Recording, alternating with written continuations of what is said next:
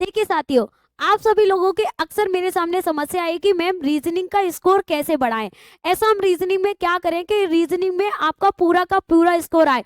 तो आज मैं आप सभी लोगों को रीजनिंग का रामबाण बताने आई हूँ। अगर आप इन पॉइंटों को ध्यान में रखेंगे तो आप जरूर रीजनिंग के महारथी बन पाएंगे। तो यहाँ से देखें, सबसे पहले आपको रीजनिंग में क्या करना है, आप किसी भी एग्जाम की तैयारी कर रहे हो, आपको उसका क्या देखना है, सिलेबस देखना है।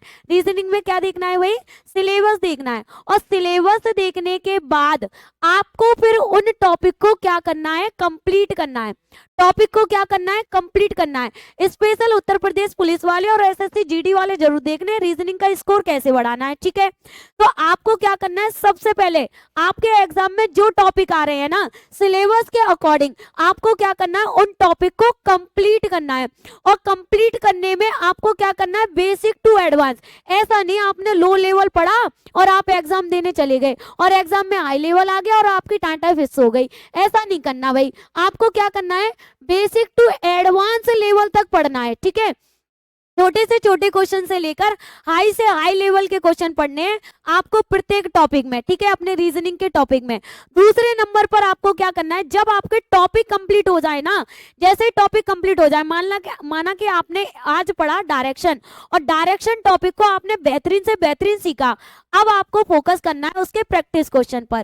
किस पे फोकस करना है, प्रैक्टिस क्वेश्चन पर। तो अब आपको प्रैक्टिस करनी है टॉपिक वाइज। जैसे जैसे चैप्टर आप पढ़ते जा रहे हैं वैसे वैसे आपको उसके क्या लगाने हैं, क्वेश्चन लगाने हैं, यानी कि क्या करना है, आपको प्रैक्टिस करनी है। तो दूसरा पॉइंट आपको विशेष करके ध्यान रखना है कि टॉपिक जैसे ही कंप्लीट हो उसके बाद उसका आपको क्या करना है, प्रैक्टिस करना है। अब आते हैं तीसरे नंबर पर। तीसरे नंबर वाला विद्यार्थी हमेशा इस वाले कार्य को नहीं करता और अक्सर गलतियां कर जाता है।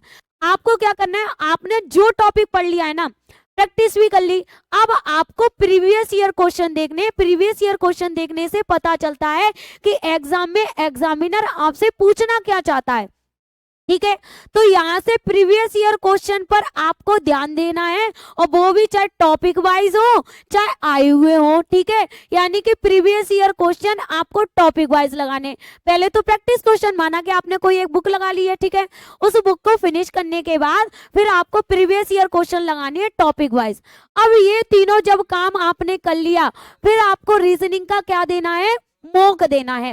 रीजनिंग का क्या देना है भाई, आपको मॉक देना है। अगर आप रीजनिंग का मॉक नहीं देंगे टाइमर के अनुसार तो आप रीजनिंग में कभी भी स्कोर बेटर नहीं कर सकते हैं। आपको मॉक टेस्ट जरूर देना है, क्योंकि वहां से आप क्वेश्चन के साथ साथ टाइमिंग भी मैनेज कर सकते हैं। आता सबको है, मैं ये कहूं कि रीजनिंग किसको नहीं आती तो सब कहेंगे सबको आता है, लेकिन टाइम के अकॉर्डिंग किसको आता है, अगर इस पे फोकस कर लिया जाए तो सिलेक्शन भी उस विद्यार्थी का ही होता है। तो आपको मॉक टेस्ट लगाना है विद टाइम के अनुसार, ठीक है। अगर आप ऑनलाइन एग्जाम देने वाले हैं तो ऑनलाइन सेशन में लगाओ, अगर आपका एग्जाम ऑफलाइन मोड में होने वाला है तो आप ऑफलाइन वाला लगाओ, लेकिन लगाओ घड़ी के अकॉर्डिंग। आपको 25 क्वेश्चन करने में 25 क्वेश्चन करने में मात्र 7 से 8 मिनट लगने चाहिए, अगर आपको रीजनिंग बहुत बेटर तरीके से आती है तो। अगर 25 क्वेश्चन को करने में 25 मिनट लग रहे हैं तो आपको रीजनिंग नहीं आती भाई, मैं तो कहूंगी कि आपको नहीं आती। तो आपको क्या करना है, विशेष करके फोकस करना है, ठीक है, मॉक टेस्ट लगाना है। अब मॉक टेस्ट लगा लिया, ऐसा तो है नहीं कि मॉक टेस्ट में आपसे गलतियां नहीं होंगी, कुछ तो क्वेश्चन ऐसे होंगे जो आपसे रॉन्ग हो गए होंगे। उन्हीं क्वेश्चनों को पकड़ो और दोबारा से आपको क्या करना है, रिवीजन करना है। किसका रिवीजन करना है, जो क्वेश्चन आपसे मॉक टेस्ट में गलत हुए उन क्वेश्चनों का आपको क्या करना है, रिवीजन। दोबारा से मॉक टेस्ट आप लगाओ तो उस टॉपिक का क्वेश्चन आपसे गलत नहीं होना चाहिए। अगर वो आपसे गलत हो रहा है तो आपने फोकस नहीं किया, तो रिवीजन देख लो भाई। रीजनिंग का बेस्ट से बेस्ट स्कोर अगर आपको करना है ना, तो रीजनिंग टॉपिक वाइज कंप्लीट करिए, प्रैक्टिस करिए, प्रीवियस ईयर क्वेश्चन लगाइए, मॉक टेस्ट लगाइए, देन उसके बाद जो भी क्वेश्चन रॉन्ग हो रहे हैं उनका रिवीजन करिए। कभी भी रीजनिंग में आप मात नहीं खा सकते हैं और रीजनिंग में इतना बेटर स्कोर करके आएंगे कि आप एक एग्जाम में अगर 50 क्वेश्चन आ रहे हैं तो 50 करके आओगे, अगर 100 आ रहे हैं तो 100 करके आओगे, 20 आ रहे हैं तो 20 कर आओगे। 100% आप अपना स्कोर देकर आओगे, 100%, ये मेरी गारंटी है। बस इस काम को कर लेना भाई। ऐसे ही और बेहतरीन नॉलेज से जुड़ने के लिए आप सभी लोग बने रहे मेरे साथ। मैं आपके लिए topic wise reasoning and practice class सब लेकर आ रही हूँ, तो आप सभी लोग ज्यादा से ज्यादा क्लास को शेयर करें एंड अपने सभी साथियों को जरूर जोड़ें और ऐसी बेहतरीन नॉलेज से जुड़ने के लिए ज्वाइन करें अभी आरा सक्सेस क्लासेस।